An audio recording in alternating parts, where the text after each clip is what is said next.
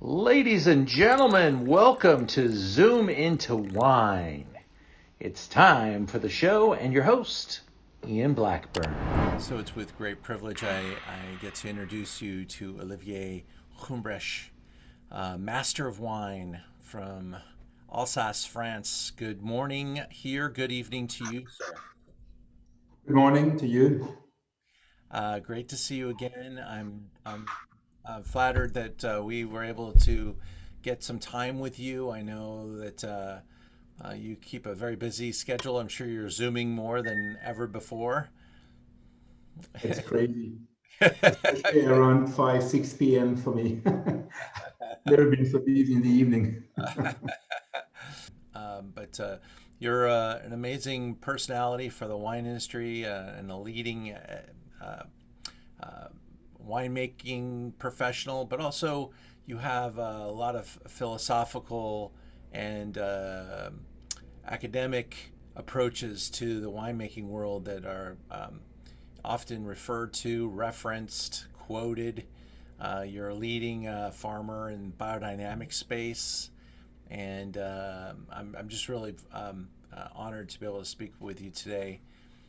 Your brand is how many generations are you? I'm number 12. Our son Pierre Emile just joined the winery is number 13. So we go back to the beginning of the 17th century. Yeah. Wow.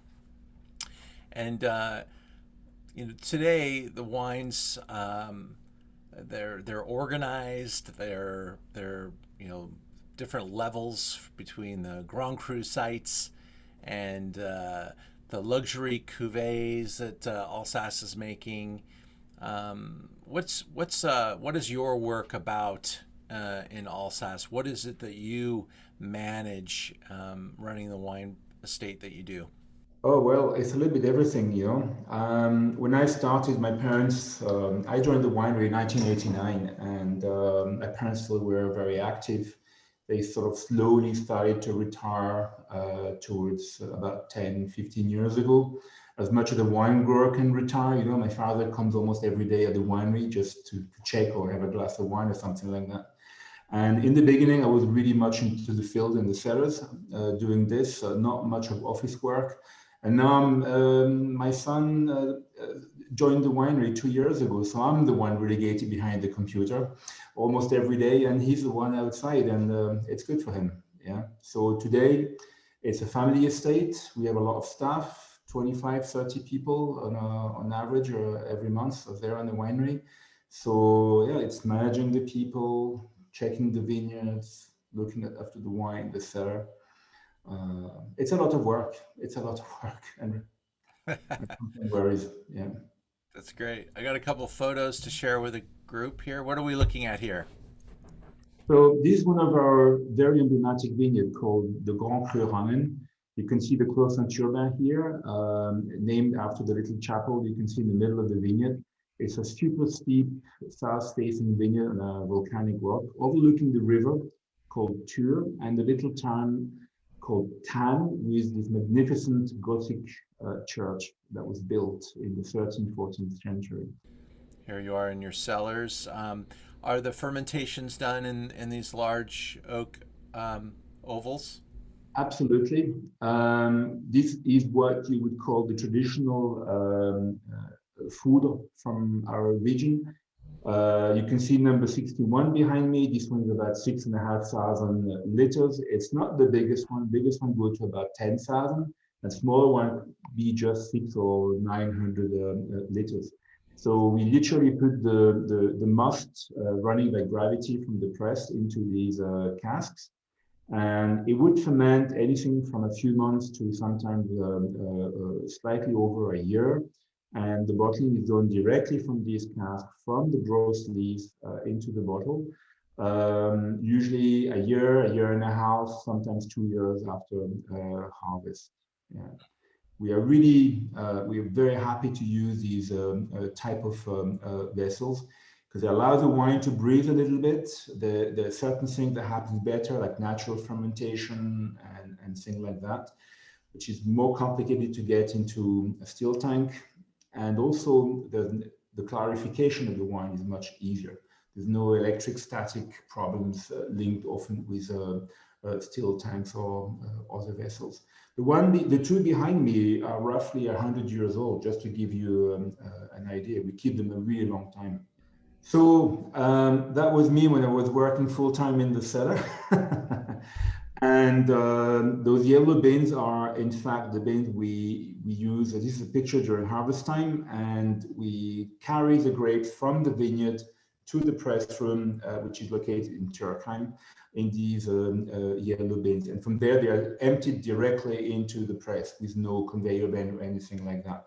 Obviously, in the vineyard, people would use smaller buckets that are emptied on, don't know, you call it stuff on your back, where you would carry the grapes out of the vineyard, and then they are emptied in these yellow bins. The picture on the right is one of our vineyards called Rottenberg, and as you can see, the soil has a natural, really deep red color. It's a marl limestone soil, very, very rich in iron, and as the iron oxidizes when you plow the soil, it turns into that very dark red brick kind of color that gave the name to the vineyard Rottenberg. That vineyard you can see right there is Pinot Gris, and it's a wine we make regularly every vintage. It's facing west, so it's looking towards the Vosges mountains, and the hills you see with the trees, the forest, these are actually on granitic soil. The limestone vineyard are slightly detached from the Vosges vineyard. That's the intricacy and the complicated part of Alva. And would a horse plow a vineyard like that, or is that all? Yes, this one we could. It's steep, it's roughly 35%. It's a limit a horse would take, but because it's a limestone soil with lots of rock, it's a relatively hard soil to plow for a horse. So we don't send them there. It would be too hard for them. So for these kind of vineyards, typically we use small caterpillars. Sometimes where you stand in it or sometimes where you sit on it, it's slightly easier. We would go in such slopes with our horses if it would be granite or sandstone, then it would be lighter for the horse to work. Yeah. Hmm. It's a good question because we just purchased a fourth horse last Friday. So now we have four horses working on the estate, and they do roughly between 7 to 12 hectares, depending on climate and whatever problem the mood they can be. They're not as reliable as a tractor because sometimes they wake up in the morning, they don't want to work. It's a bit like people. So and sometimes also if the weather is too bad or it's too dry or too hot, it's also less. On a tractor you can have air conditioning. When you're behind the horse, you don't. That's great. Have you seen the electric tractors being marketed yet? We hear about things, but the problem is if you have to work, half an hour and takes 3 hours to plug it in, it's a little bit complicated. And if autonomy comes with more batteries, batteries are super heavy. Yeah. Weight is the enemy when you go in a vineyard. So, and also personally, I'm not 100% convinced by electricity, recycling of the batteries and how you make them and all that. I still need to be proven that it's actually a very, non-polluting technology. I would prefer to see other source of energy eventually. But definitely weight and autonomy would be our biggest problems. Your That's father. me and my father. The picture goes back quite a few years now, probably maybe 10, 12 years or something like that. So my father is still around, and since then my son took in. So if you don't mind, I'm quickly going to Yeah. show you one of the picture, if I can. Here we are. There we go. So that was taken just a few months ago. It's my father, and I'm a tall guy, but you can see my son. And actually, You are a very tall man, and in fact, your your hands are huge. I remember shaking your hand, and your son is dwarfing you. It's amazing. absolutely, he's almost 7 foot tall. So Wow. Oh, wow. Amazing. Very cool. That's Yeah, 4 inch every generation. and you're So selling it. yeah, we are a family business, as you asked before. These are another row of casks in one of our setup. And actually, the first cask, the cask was made in '93 for my son's birth, and because it's a bit symbolic there. The stone is named Pierre. The key, Saint Peter, to the seven doors of paradise, also from the Taurus sign. So sometimes you introduce in the cellar some elements of not mythology, but signs like that, which is traditional to carve a cask or something like that for a special event. The little one next to it, cask number 91, with a big heart on the top, that was a gift from my parents when I got married with my wife back in 1989, and also tell the story of. But these are amongst the smaller casks we use.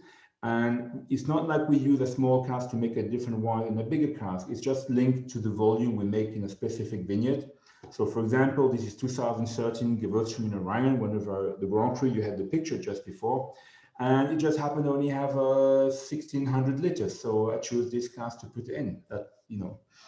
That's all. Yeah. Beautiful. Well, thank you for talking with us today. Let's talk about the wine.